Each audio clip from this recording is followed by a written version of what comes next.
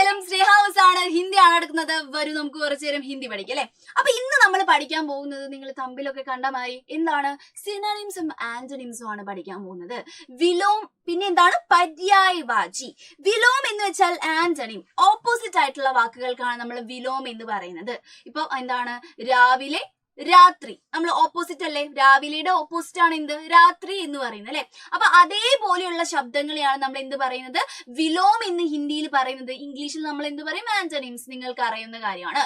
ഇനി സിനോണിംസിന് നമ്മൾ എന്താണ് ഹിന്ദിയിൽ പറയുന്നത് നോക്കിക്കേ, പര്യായവാചി എന്നാണ് പറയുന്നത്. എന്താ വായിക്കുന്നത്, പര്യായവാചി.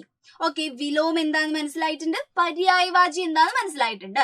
അപ്പൊ ഇനി നമുക്ക് കുറച്ച് എക്സാമ്പിളുകൾ പഠിക്കാം. നിങ്ങൾ പഠിച്ചു വെക്കണ്ട, അതായത് 10ാം ക്ലാസ് വരെയും നിങ്ങൾ പഠിച്ചു വെക്കേണ്ട കുറച്ച് എന്താണ്, സിനോണിംസും ആന്റണിംസും ആണ് ഇതിൽ തന്നിട്ടുള്ളത്. മക്കൾ ഇത് പഠിച്ചു വെച്ചോളാം, ഇത് നിങ്ങൾക്ക് ഉപകാരപ്പെടും. അപ്പൊ നോക്കാം, ആകാശ്. ആകാശ് എന്ന് വെച്ചാൽ എന്താണ്, സ്കൈ ആണ് അല്ലെ. സ്കൈക്ക് നമ്മൾ പറയുന്ന പേരാണ് ആകാശ് എന്ന് പറയുന്നത്. ഈ ആകാശിന് ഈക്വൽ ആയിട്ടുള്ള കുറച്ച് സിനോണിംസ് ആണ് തന്നിട്ടുള്ളത്, പര്യായവാചികളാണ് തന്നിട്ടുള്ളത്. എന്താണ്, പര്യായവാചികൾ, സെയിം അർത്ഥമുള്ളത് അല്ലെ. നോക്കിക്കേ, നബ് എന്ന് വെച്ചാലും സ്കൈ ആണ്, ഗഗൻ എന്ന് വെച്ചാലും സ്കൈ ആണ്, ആസുമാൻ എന്ന് വെച്ചാലും എന്ത് തന്നെയാണ്, സ്കൈ തന്നെയാണ്. അപ്പൊ ഈ 3 പേരുകളും ആകാശ് എന്നുള്ളതിന്റെ എന്താണ്, പര്യായവാചികളാണ്. പഠിച്ചു വെച്ചോളാം. അടുത്ത നോക്കിക്കേ, ആദ്മി എന്നാണ് തന്നത്. ആദ്മി എന്ന് വെച്ചാൽ എന്താണ്, ആദ്മി ഒരു മനുഷ്യന് നമ്മൾ പറയുന്ന പേരാണ് ആദ്മി എന്ന് പറയുന്നത് അല്ലെ. അപ്പൊ ആദ്മിക്കുള്ള കുറച്ച് പര്യായവാചി ശബ്ദങ്ങളാണ് എന്ത്, മനുഷ്യ, ഇൻസാൻ, നർ എന്ന് പറയുന്നത്. എന്തൊക്കെയാണ്, മനുഷ്യ, ഇൻസാൻ, നർ എന്നൊക്കെ വെച്ചാൽ ആര് തന്നെയാണ്, ആദ്മി തന്നെയാണ് അല്ലെ.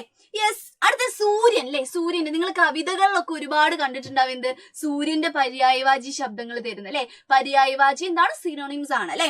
അപ്പൊ സൂര്യന്റെ കുറച്ച് പര്യായവാചികളാണ് എന്ത്, സൂരജ് എന്ന് പറയുന്നത്. മാത്രമല്ല എന്താണ്, ദിവാകർ. എന്താണ്, ദിവാകർ. കുറെ ആൾക്കാർക്ക് ദിവാകരൻ എന്നൊക്കെ പേര് കേട്ടിട്ടുണ്ടാവും അല്ലെ. അതിന്റെ അർത്ഥം എന്താണ്, സൂര്യൻ എന്നാണ് കേട്ടോ, സൺ എന്നാണ് അതിന്റെ അർത്ഥം. പിന്നെന്താണ്, രവി. രവി എന്നുള്ള പേര് നമ്മൾ കേട്ടിട്ടുണ്ടാവും. രവി, ദിവാകർ, പിന്നെന്താണ്, സൂരജ് എന്നൊക്കെ പറഞ്ഞത് ആരാണ്, സൂര്യനാണ്, സണ്ണാണ് കേട്ടോ. ഓക്കെ, ഇനി സൻസാർ. സൻസാർ എന്ന് വെച്ചാൽ എന്താണ്, വേൾഡ് ആണ്, നമ്മുടെ ലോകമാണ് അല്ലെ. വേൾഡിന് പറ്റിയിട്ടുള്ള കുറച്ച് പര്യായവാചി ശബ്ദങ്ങൾ നോക്കിക്കേ മക്കള്. ജഗത്. ജഗത്ത് എന്ന് വെച്ചാൽ എന്താണ്, വേൾഡ് തന്നെയാണ്, നമ്മുടെ ഈ ലോകമാണ് അല്ലെ. ദുനിയ എന്ന് വെച്ചാലും എന്ത് തന്നെയാണ്, നമ്മുടെ ലോകം തന്നെയാണ്, സൻസാർ തന്നെയാണ്. വിശ്വ കേട്ടോ, ഇതെന്താ വായിക്കുന്നത്, വിശ്വ എന്നാണ്. വിശ്വ എന്ന് വെച്ചാലും എന്ത് തന്നെയാണ്, നമ്മുടെ ഈ ഒരു സൻസാർ തന്നെയാണ് കേട്ടോ. ഈ സംസാർ എന്നാണ് വായിക്കുന്നത്, അല്ല സൻസാർ എന്നാണ് വായിക്കുന്നത്. ഉച്ചാരണങ്ങളും പ്രൊനൗൺസിയേഷനും ഒക്കെ മക്കൾ ഒന്ന് ശ്രദ്ധിക്കണം കേട്ടോ. ഇനി ഗർ, സാധാരണ ഒരു സംഭവമാണ് ഗർ, വീട്, ഹോം അല്ലെ. ഹോമിന്, ഹൗസിന് നമ്മൾ എന്താണ്, കുറച്ച് പര്യായവാചി ശബ്ദങ്ങളുണ്ട്. നോക്കിക്കേ, ഗൃഹ, സദൻ, ആലയ് എന്നൊക്കെ പറയുന്നത് എന്താണ്, ഇതിന്റെ പര്യായവാചി ശബ്ദങ്ങളാണ്. ഗൃഹ എന്ന് വെച്ചാലും സദൻ എന്ന് വെച്ചാലും ആലയ് എന്ന് വെച്ചാലും എന്ത് തന്നെയാണ്, ഘർ തന്നെയാണ് എന്നുള്ള കാര്യം മക്കള് ആലോചിച്ചോളാം. ഓക്കെ, നെക്സ്റ്റ് നമ്മൾ പറയാൻ പോകുന്നത് വിലോം ശബ്ദങ്ങളാണ്. അതായത് ഓപ്പോസിറ്റ് ആയിട്ടുള്ള വേർഡ്സ്, ആന്റണിംസ് ആണ് പറയാൻ പോകുന്നത്. ഇത് നിങ്ങൾക്ക് വളരെയധികം ഉപകാരപ്പെടും. അപ്പൊ മക്കൾ എന്ത് ചെയ്യണം, ഇതും പഠിച്ചു വെച്ചോളാം. നോട്ട് ബുക്കിന്റെ സൈഡിലോ എവിടെയെങ്കിലും എഴുതി വെച്ച് പഠിച്ചോളാം കേട്ടോ. നോക്ക, ഗ്യാൻ എന്ന് വെച്ചാൽ എന്താണ്, അറിവാണ് അല്ലെ. ഗ്യാനിന്റെ ഓപ്പോസിറ്റ് വേർഡ് എന്താണ്, അഗ്യാനാണ്. ഗ്യാൻ, അഗ്യാൻ. ഓക്കെ, സഫൽ എന്ന് വെച്ചാൽ എന്താണ്, സക്സസ് ആണ് അല്ലെ.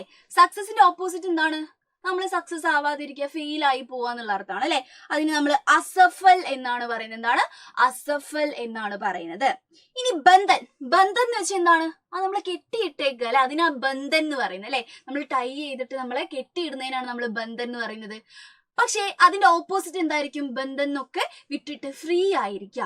ഫ്രീ ആയിരിക്കുന്നതിന് നമ്മൾ എന്താ പറയുന്നത്, മുക്തി എന്നാണ് പറയുന്നത്. ബന്ധൻ, അതിന്റെ ഓപ്പോസിറ്റ് എന്താണ്, മുക്തിയാണ്. പഠിച്ചു വെച്ചോളാം. നോക്ക, ഉപകാർ. ഉപകാരം എന്ന് വെച്ചാൽ എന്താണ്, ഉപകാരം ചെയ്യാന്നുള്ളത് കേട്ടോ.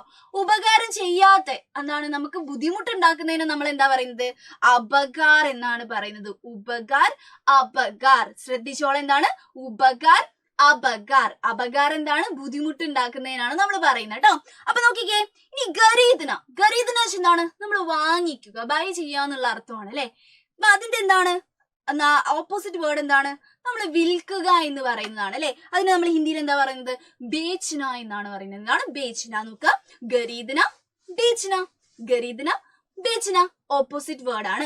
അപ്പൊ ഇതേപോലുള്ള കുഞ്ഞു കുഞ്ഞു കാര്യങ്ങളായിട്ട് മിസ് ഇനിയും വരുന്നതായിരിക്കും. അപ്പൊ ഇത് നന്നായിട്ട് മക്കൾ പഠിച്ചു വെച്ചോളാം. എക്സാമിനൊക്കെ നിങ്ങൾക്ക് ഉപകരിക്കും. മാത്രമല്ല എന്താണ്, നിങ്ങൾ പാഠങ്ങളൊക്കെ വായിക്കുമ്പോൾ ഇതേപോലുള്ള ഒരുപാട് വാക്കുകൾ നിങ്ങൾക്ക് കാണാൻ കഴിയും. അപ്പൊ എന്ത് ചെയ്യണം, നന്നായിട്ട് ഇത് പഠിച്ചോളാം. അപ്പൊ ഇനിയും നമുക്ക് കാണാം. Bye bye.